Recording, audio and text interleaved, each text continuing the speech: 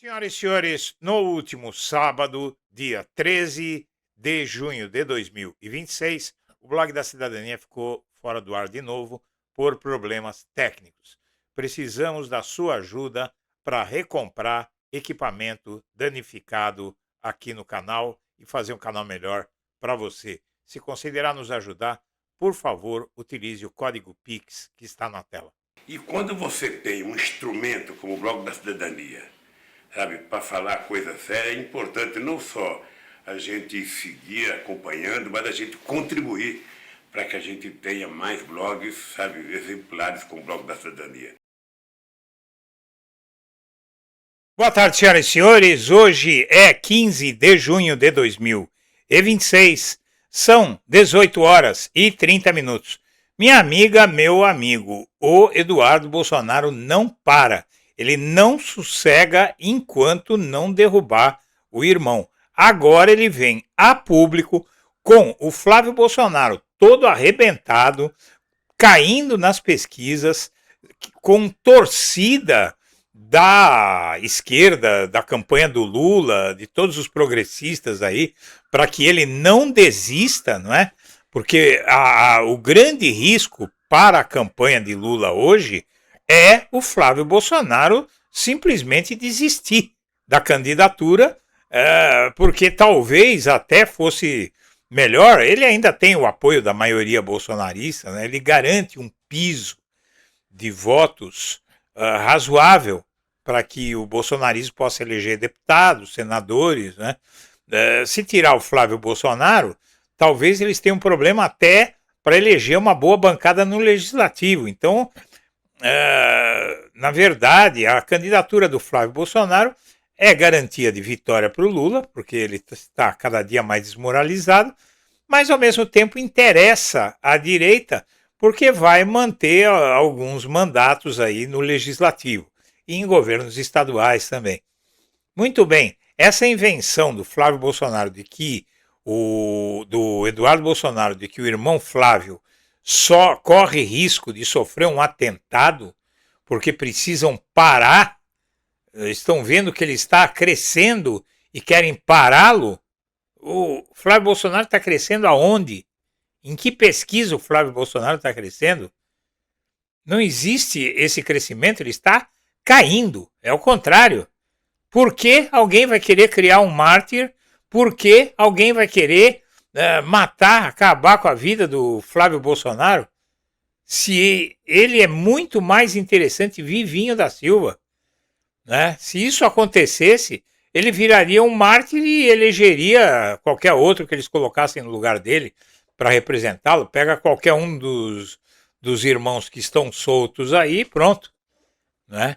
Então, realmente, foi desbaratado o plano deles de usar um atentado contra o Lula, a falsificação de um atentado, forjar um atentado ao Flávio para inflar a candidatura dele. Isso já está claro, ninguém consegue entender a lógica, e isso vai ser discutido nos próximos dias, qual é a lógica em alguém cometer um atentado contra um candidato que está se enfraquecendo a cada dia. Vamos assistir. E olha, gente, vamos seguir aqui com o nosso 3 em 1 com mais informação, inclusive, olha só, com essa polêmica. A Polícia Legislativa do Senado vai investigar uma possível tentativa de atentado contra o senador Flávio Bolsonaro. Inclusive, a suspeita de envolvimento, nada mais, nada menos do que a influenciadora digital Deolane Bezerra no caso. Beatriz Souza está ao vivo conosco, vai trazer mais detalhes. Que história é essa, hein, Beatriz? Seja bem-vinda, uma boa tarde. Oi, Cássio, boa tarde para você, para todos que estão ligados aqui com a gente na Jovem Pan. Excelente sexta-feira para todos. Pois é, Cássio, a Polícia Legislativa aqui do Senado Federal abriu uma investigação para poder apurar um suposto plano de tentativa de atentado contra o senador Flávio Bolsonaro, pré-candidato à presidência da República. O que aconteceu para a Polícia Legislativa poder abrir essa investigação? Um funkeiro chamado MC Misa deu uma entrevista para um canal do YouTube. E nessa entrevista ele falou que existe um plano, né, sendo arquitetado de atentado contra o senador Flávio Bolsonaro, e ele diz que quem está planejando, quem está detalhando essa tentativa de atentado é justamente a influenciadora Deolane Bezerra e também um homem chamado Marcelinho. Ele ainda fala que os envolvidos nesse suposto esquema não são criminosos, são políticos envolvidos com a Deolane.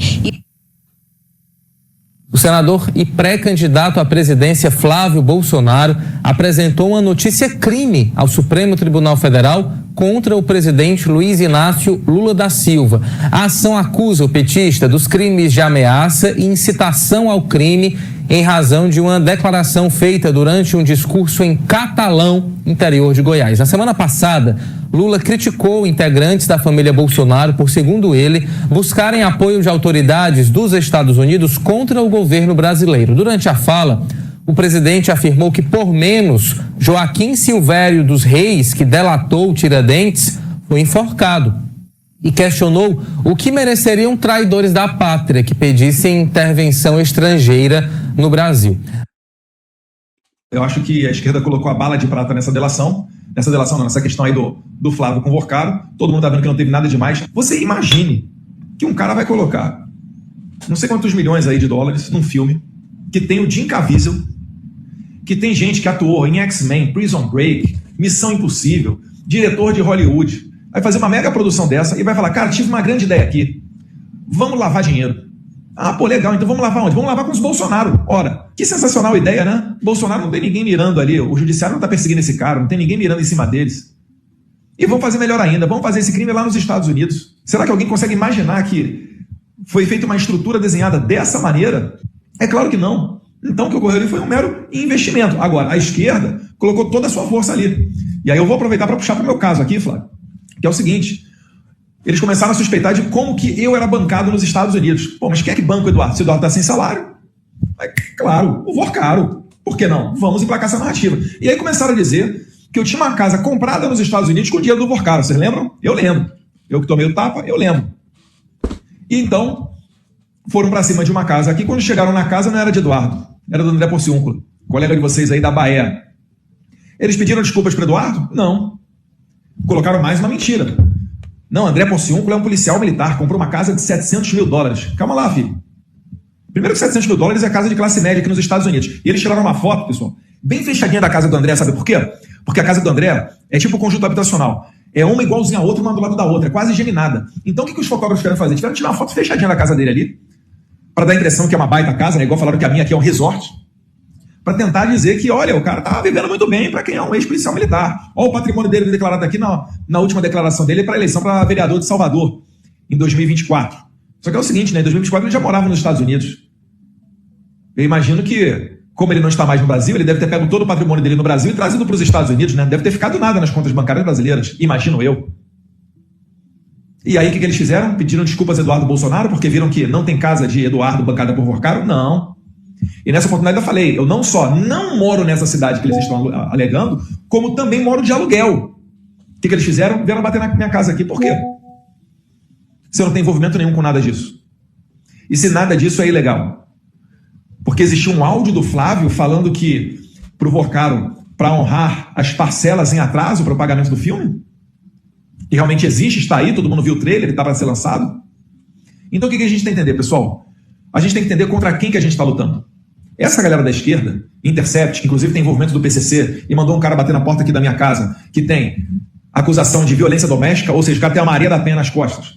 Tem acusação de assédio racial. Um cara que tem nas redes sociais foto com pistola falando, olha o microfone novo que eu comprei. Depois tem foto vestido de Che Guevara, portando outras armas. Aí o cara vem bater na porta da minha casa, representando um veículo que é financiado, tem acusação de ser financiado pelo PCC. No momento em que eu e Flávio estamos colocando, né, trabalhando para designar CV e PCC como narcoterroristas, vocês acham que isso é uma situação normal? Aí sabe o que acontece? Depois acontece algo pior, esse cara vem aqui, ou enfim, faz alguma coisa pior. Sabe o que vocês iam falar para mim? Poxa, Eduardo, tava na cara que alguma coisa ia acontecer. Olha o repertório do cara. O cara que foi banido do YouTube, tá? Olha aqui o histórico dele, olha a acusação que ele tem, olha as fotos dele. Você não se deu conta, Eduardo, que algo pior poderia acontecer? Então, óbvio que a gente toma medidas, a gente chamou a polícia, a gente toma outras providências, mas a gente tem que conhecer contra quem que a gente está lutando. Porque já assassinaram, né, o líder das pesquisas lá da direita da Colômbia, o Miguel Turbay Uribe, assassinaram o Fernando Villavicencio no Equador, facada no Bolsonaro, tiro no Trump. Isso para citar alguns casos aqui na nossa região, nas Américas. E é sempre quem? É sempre alguém de direita. É sempre alguém de direita que toma a pior. E a esquerda depois vai com cara de santo, não fiz nada. É o famoso apito de cachorro. Sabe o que é o apito de cachorro? É aquele apito que você coloca na boca, você sopra. Os seres humanos não escutam, mas o cachorro escuta. Devido ali às vibrações, alguma coisa que tem, né, no som. Mas é isso que acontece. A esquerda fica incentivando esse tipo de conduta e depois, quando ela acontece, a esquerda fala, eu não sabia de nada. Mas eles fazem o quê? Eles aceitam utilizar a violência como instrumento político. Então eu acho que o Flávio tem que tomar muito cuidado com a segurança dele. Cada vez mais vai valer mais a pena assassiná-lo. Porque se tirar Flávio, quem é que resta? Restam as pessoas que a gente conhece aqui da direita, né? Porque a gente comenta sobre esses assuntos. Agora, vá lá no interior da Bahia, vá lá em Riachão, em Pé de Serra, ou em próprio Lem, perguntar para o pessoal quem é Zema, quem é Caiado, quem é Renan Santos, ou quem é qualquer uma dessas figuras. Então vai ser uma eleição entregue de bandeja para o Lula. Então é contra isso daí que a gente está lutando. E assim... Vamos fuzilar a petralhada aqui do Acre, hein? Vou botar esses picareta pra correr do Acre. É incrível a cara de pau desse sujeito, né? É muita cara de pau, meu Deus do céu. E gozado que ele nunca ouviu falar de laranja, né? Ele dissimula o tempo inteiro que esse porciúnculo aí não tem dinheiro para comprar uma casa daquela, né? De 3, 4 milhões de reais. O sujeito não tem patrimônio para isso. Basta você ver a trajetória dele, o que ele estava fazendo nos Estados Unidos. Inventou um monte de coisa contra o repórter do Intercept. O fato, minha amiga, meu amigo, é que ele foi lá e já detalhou todo o plano, já detalhou o discurso, ele só não explicou por quê, qual é o risco. Quer dizer, ele tentou explicar que só resta o Flávio Bolsonaro de candidato. Como assim? Se o Flávio Bolsonaro fosse assassinado, podia botar o Jair Renan no lugar dele, que ele herdaria todos os votos do Flávio Bolsonaro. Isso é uma piada absurda, né? Minha amiga, meu amigo, agora ele fala de atentado contra o Flávio Bolsonaro. O Flávio Bolsonaro tenta acusar o Lula de ter incitado, né, os seguidores dele contra o Flávio. Quem incitou foi o Jair Bolsonaro. Vamos fuzilar a petralhada, né? Eduardo está simplesmente tentando preparar alguma coisa, acha que esse é o melhor caminho. Olha, eles podem tentar matar o Flávio Bolsonaro. Aí alguém joga uma bolinha de papel na cabeça dele e vai fazer que nem o Serra dizer que foi vítima de atentado.